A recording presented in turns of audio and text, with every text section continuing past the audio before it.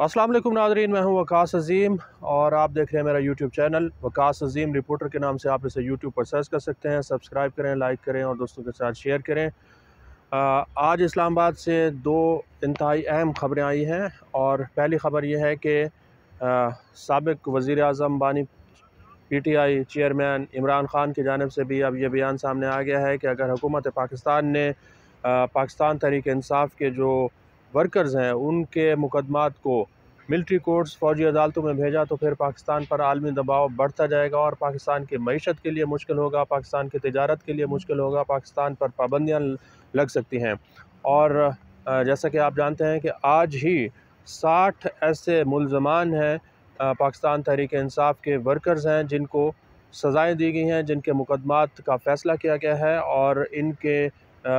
ऊपर जो मुकदमात चल रहे थे उनका अब हुक्मनामा जारी कर दिया गया है। इसमें हसन नियाज़ी का जो केस है वो सर-ए-फ़हरिस्त है और उनको 10 साल कैद बामुशक्क़त की सज़ा दी गई है। इसके अलावा और भी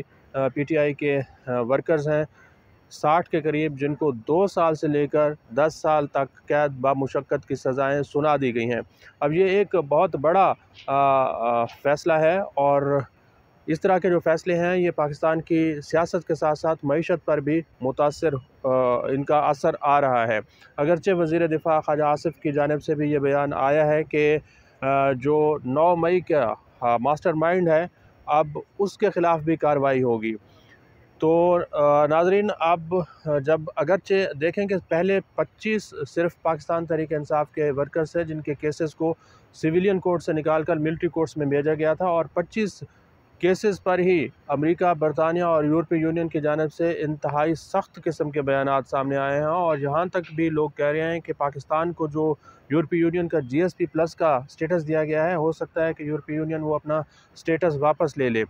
आप देखें कि अमेरिका और यूरोपीय यूनियन जो है वो पाकिस्तान के सबसे बड़े तिजारती पार्टनर हैं, सबसे बड़े तिजारती मंडियाँ हैं क्योंकि पाकिस्तान की एक्सपोर्ट ज़्यादातर अमेरिका जाती हैं या फिर यूरोपीय यूनियन के जो 27 ममालिक हैं वहाँ जाती हैं। फिर उसके बाद बरतानिया जो है वो सबसे बड़ी मंडी है। सिर्फ 25 मुल्ज़मान के ऊपर अमेरिका, बरतानिया ने बयान जारी कर दिया था और आज 60 नए केसेस जो हैं उनके फ़ैसले भी सुना दिए गए हैं, उनको कैद बामुशक्क़त की सज़ाएँ भी सुना दी गई हैं। ये बात यहीं पर नहीं रुक रही और वज़ीर दिफ़ा जो हैं वो ख़ुद ये कह रहे हैं कि अब मास्टरमाइंड जो है 9 मई का वो कह रहे हैं कि इमरान ख़ान है, उसका केस भी हम मिलिट्री कोर्ट भेजेंगे और उसका जो फ़ैसला है वो भी करेंगे और उनको इमरान ख़ान को सज़ाएँ भी होंगी। तो नाज़रीन ख़ुद अंदाज़ा लगाएं कि जब एक साबिक़ वज़ीर आज़म का केस मिलिट्री कोर्ट में चलेगा तो फिर पाकिस्तान के ऊपर किस तरह की पाबंदियाँ लगेंगी। पाकिस्तान के ऊपर अमेरिका, बरतानिया और यूरोपीय यूनियन समेत बाकी जो ममालिक हैं वो किस तरह का दबाव डालेंगे क्योंकि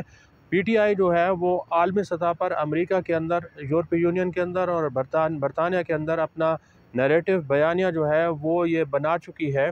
कि पाकिस्तान के अंदर जितने भी केसेस हो रहे हैं वो सियासी बुनियादों पर हो रहे हैं, सियासी इंतकाम हो रहा है क्योंकि PTI ये मुतालबा कर रही है कि 9 मई हो या फिर 26 नवंबर हो उसके ऊपर जुडिशल कमीशन बनाया जाए। मेरा कहने का मतलब सिर्फ़ और सिर्फ इतना है कि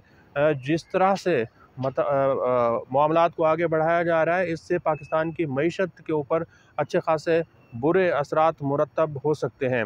क्योंकि पाकिस्तान के अंदर कारोबार करना बहुत ज़्यादा मुश्किल होता हुआ दिखाई दे रहा है क्योंकि ऐसी कानून साज़ी हो रही है जिसमें टैक्स फाइलर्स के साथ साथ टैक्स के जो नॉन फाइलर्स हैं उनके ऊपर भी पाबंदियाँ लगाई जा रही हैं। पहले नॉन फाइलर्स इजाफी टैक्स देकर जो है वो अपना कारोबार कर सकते थे, घर गाड़ी जायदाद वगैरह ख़रीद सकते थे। इससे ही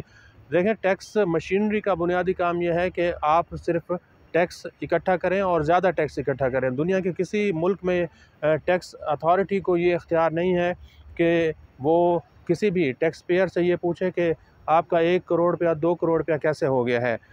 टैक्स मशीनरी का ये काम है कि अगर किसी की इनकम 1 करोड़ से बढ़कर 2 करोड़ रुपए हो गई है तो वो उसके ऊपर अपना टैक्स इकट्ठा करे और उसको टैक्स रिटर्न फाइल करने की और कारोबार करने की इजाज़त दे। लेकिन यहाँ पर ऐसी कानून साज़ी हो रही है जिसमें टैक्स फाइलर्स के ऊपर भी पाबंदियाँ लगाई जा रही हैं। अब उनसे सोर्स ऑफ इनकम जो है वो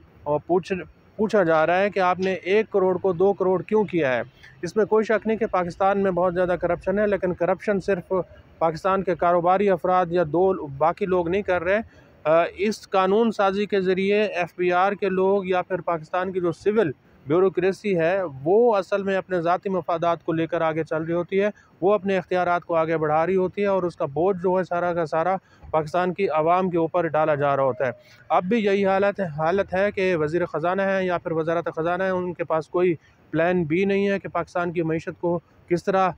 चलाना है। IMF की जानिब से अगर प्रोग्राम ओके चलता है, कर्ज़ प्रोग्राम ठीक चलता है तो फिर पाकिस्तान की मईशत चलती आगे बढ़ती जाएगी, लेकिन हालात ऐसे दिखाई नहीं दे रहे, क्योंकि जैसे जैसे मैं बता रहा हूँ कि PTI के केसेस मिलिट्री कोर्ट्स में जाएंगे, आलमी दबाव पाकिस्तान के ऊपर बढ़ता जाएगा। आज के लिए इतना ही। इस वीडियो को आप कमेंट सेक्शन में जाकर लाइक कर सकते हैं और अपने राय का भी इज़हार कर सकते हैं। बहुत बहुत शुक्रिया। Almost 6 minute.